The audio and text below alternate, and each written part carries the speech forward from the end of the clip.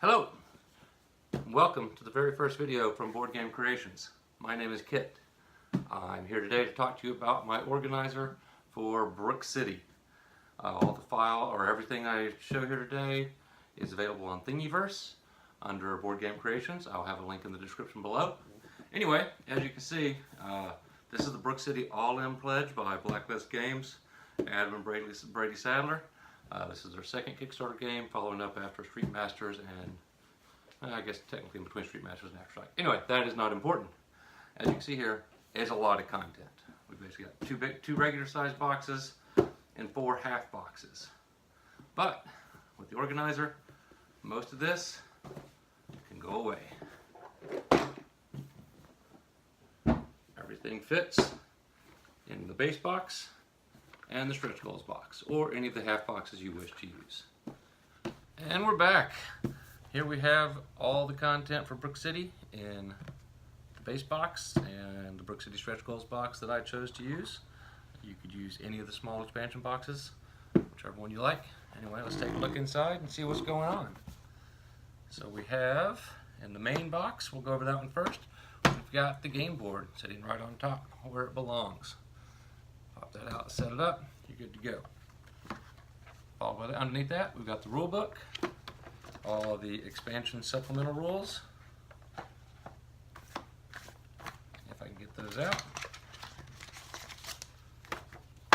And then the Delta Keys board on top of the card tray.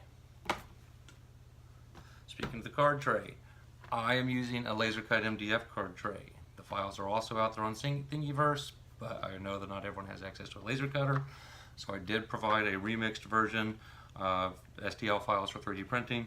It'll be 2 card trays, should be the same size. I haven't actually printed it, but it should still work. If you print those 2 trays, it should fill this same amount of space. Speaking of the cards, as you can see, there's a ton of them, a good 500 or so. I've currently got everything sleeved in Paladin sleeves just to make sure it fits. And it's tight, but everything does fit. Personally, I chose to keep the cop turn order cards out of the main box and just leave them in this tray with the dice and the cop cards, just so easy access and setup. Alright, so that's card tray out of the way. Let's talk about what's going on inside the box. It's a modular setup. Other than the token tray and the rec boxes, which we'll talk about in a minute, everything is the same size, so you can mix and match as you please. The token tray is the same size as 2 of the other trays, so it can still be moved around and put however you want, but it just occupies 2 slots. Speaking of the token tray, we've got all your hunch tokens in one spot, a row for all the influence tokens, assets in its own little divided section, all the crates, I forget what these are called because I have not played that expansion yet, all your 1-point progress tokens, and a separate divider keeping out all your 5-point tokens. On this last row, we've got all your hacker tokens. Then we've got, it's easier if I just keep those out. Then we've got a section for all the clue tokens and your lead, all right there, easy to get. 5-point stress tokens in their own little section, and then all the 1-point stress tokens. So it makes it super easy to find what you need and to put everything back for cleanup. Takes up a little bit more space than doing everything in baggies, but it's a lot quicker. So anyway, that's the token tray. Now on to the other modular trays that I was talking about. There are 3 different tray types. There's just a simple blank tray, empty tray. You could actually just print a whole bunch of these, put everything in them. It would still work fine. But there is extra room, so I figured why not have a little fun with it. So on top of that, in addition to the token trays, we've got these cop ally trays, figure trays, whatever you want to call them. Each one will hold 6 figures. I just use them for all the cops and the allies and rivals.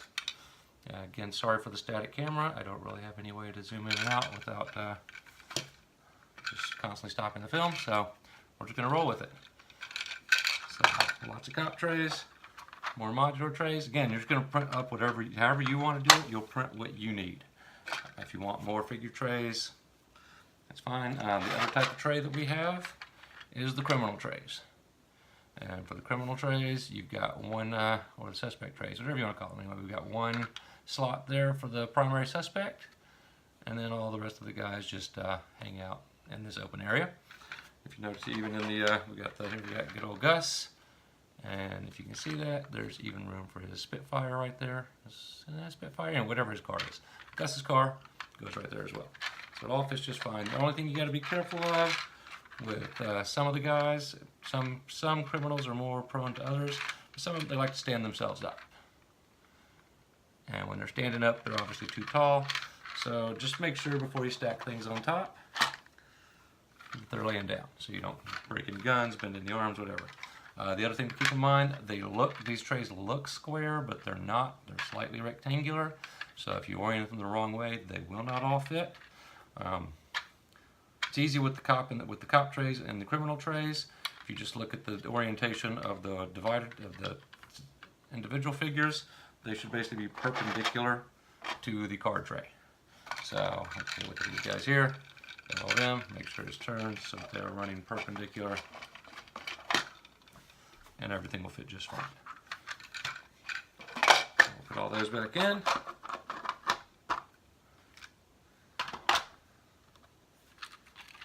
As you can see, all goes back just fine. We'll go ahead and put the keys,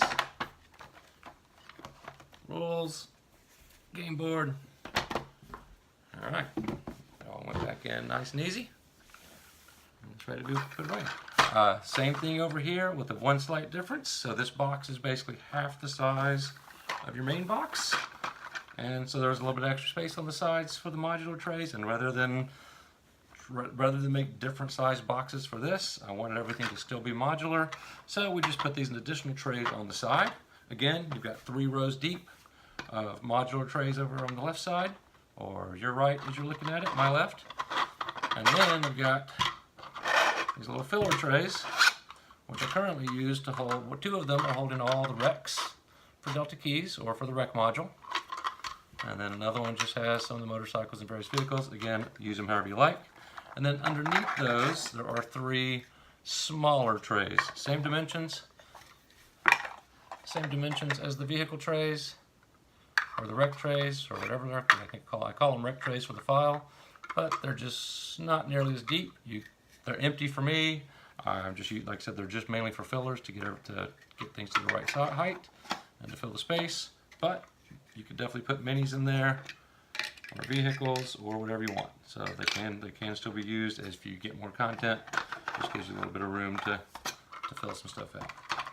And again, everything just fits right back in. And there you have it. That is my Brook City organizer. I hope you like it, and go play some games.